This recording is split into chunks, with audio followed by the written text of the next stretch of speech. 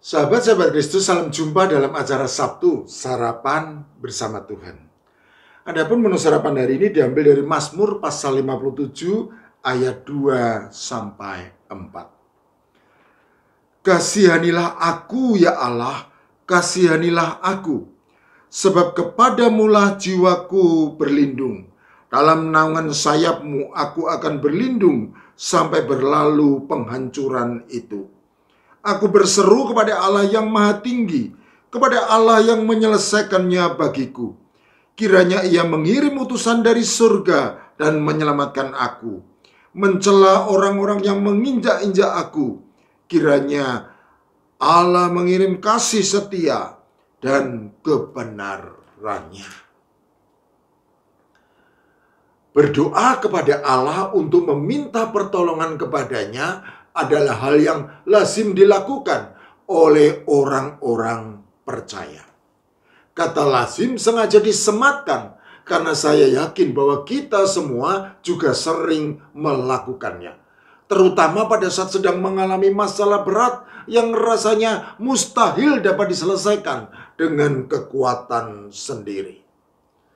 Adalah hal yang lazim juga apabila dalam doa untuk meminta pertolongan kepada Allah tersebut, kita terkadang secara spesifik memohon kepada Allah untuk mengirimkan malaikatnya sebagai utusan yang mewakili Allah untuk menyelesaikan segala masalah berat yang sedang kita hadapi. Itulah juga yang dilakukan oleh Daud, dan kita mengetahui hal tersebut karena Daud menuliskan doanya dalam sebuah miktam menurut lagu Jangan Memusnahkan. Mazmur pasal 57 ayat 1 sampai 12. Mazmur pasal 57 ayat 3 dan 4 yang menjadi menu sarapan hari ini sejatinya merupakan inti doa permohonan Daud kepada Allah. Aku berseru kepada Allah yang maha tinggi, kepada Allah yang menyelesaikannya bagiku. Kiranya ia mengirim utusan dari surga dan menyelamatkan aku, mencela orang-orang yang menginjak-injak aku. Permintaan Daud adalah supaya Allah mengirim utusan dari surga untuk menyelamatkan dirinya. Permintaan ini sangat jelas. Yang belum jelas adalah pertama, apa atau siapa yang dimaksud Daud dengan utusan dari surga? Kedua, dari apa atau siapa Daud meminta dirinya supaya diselamatkan? Tanpa perdebatan kita pasti setuju bahwa utusan dari surga mestinya adalah malaikat. Sehingga dengan demikian pertanyaan pertama sudah terjawab. Untuk menjawab pertanyaan kedua, kita harus melihat konteks peristiwa ketika doa permohonan tersebut diserukan oleh Daud.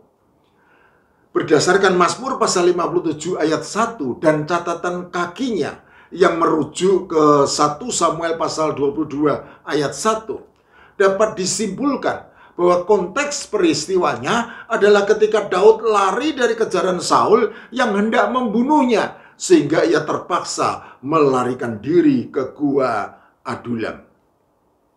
Selanjutnya dikisahkan bahwa ketika seluruh keluarga beserta saudara-saudara Daud mendengar bahwa ia bersembunyi di gua Adulam, maka pergilah mereka ke sana untuk mendapatkan Daud. Berhimpunlah juga kepadanya setiap orang yang dalam kesukaran, setiap orang yang dikejar-kejar tukang piutang, setiap orang yang sakit hati.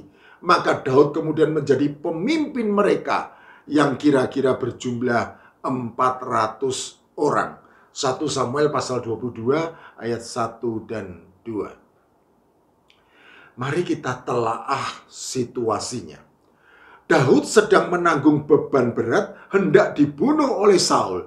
Dan kemudian ia meminta tolong kepada Allah untuk mengirimkan utusan dari surga, yaitu malaikat Allah untuk menolongnya.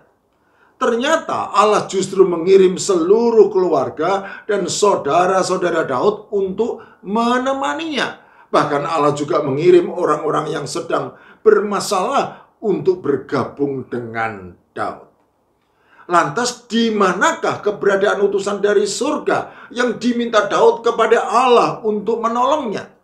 Mengapakah Allah tidak mengutus malaikatnya untuk menolong umat yang dikasihinya?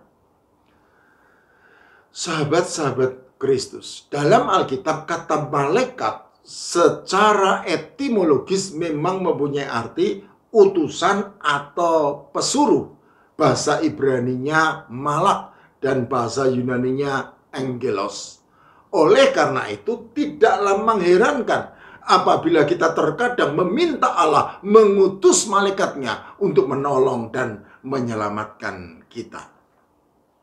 Berbicara tentang malaikat, saya yakin bahwa gambaran yang ada di benak kita adalah makhluk surgawi bersayap yang melayani Allah di surga.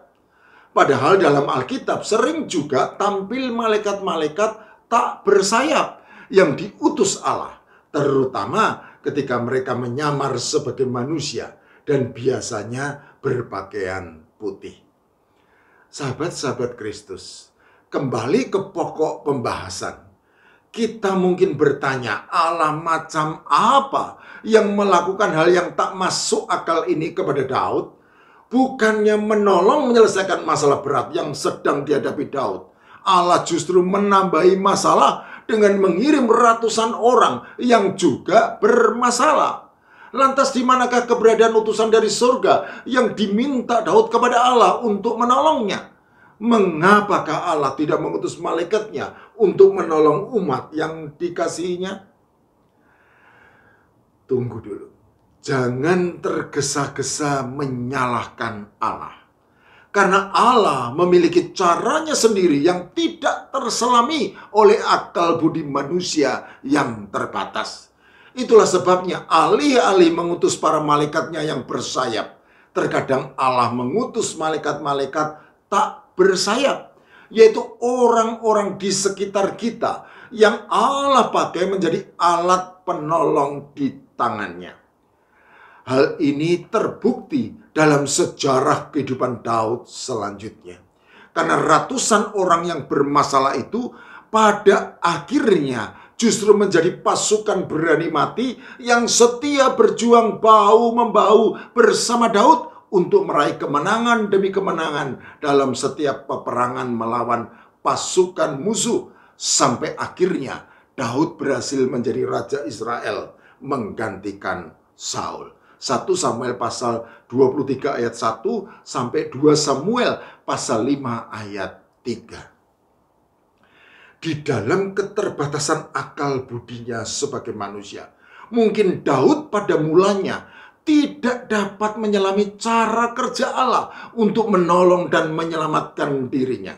Tetapi saya yakin bahwa seiring berjalannya waktu dan berlalunya masalah demi masalah yang sedang dihadapi di sepanjang hidupnya, Daud pasti akhirnya dapat memahami bahwa sejatinya Allah telah menjawab segala doa permohonannya dengan mengutus para malaikat tak bersayap dalam diri orang-orang di sekitarnya, yaitu seluruh keluarga dan saudara-saudaranya, serta semua orang yang datang bergabung dengannya, yang kira-kira berjumlah 400 orang, dan yang dengan setia mendukung dirinya dalam suka dan duka.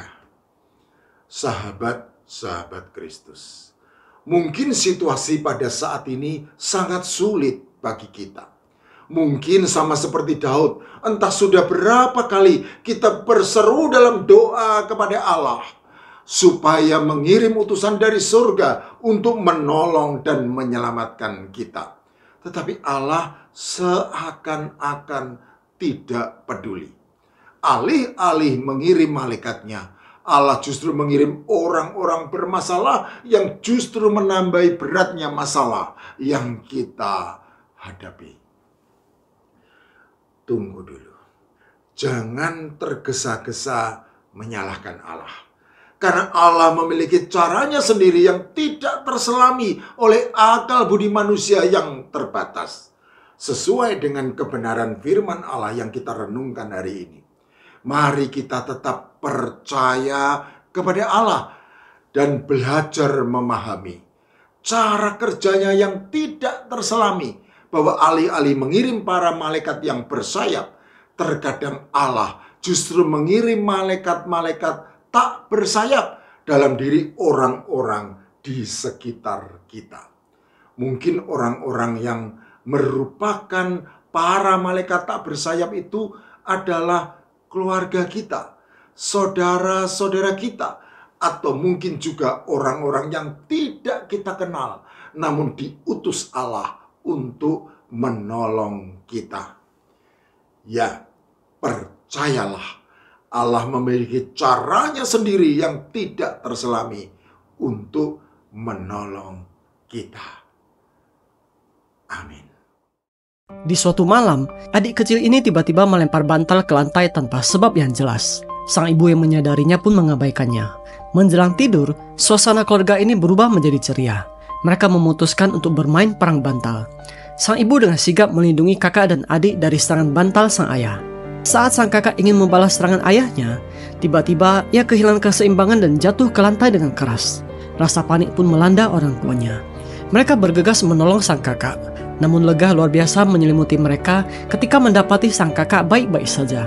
Ajaibnya, dia mendarat tepat di atas bantal yang dilemparkan adiknya beberapa saat sebelumnya.